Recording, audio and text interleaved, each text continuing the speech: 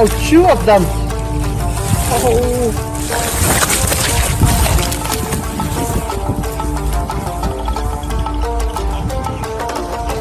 Wow. Be careful, sister. They are huge.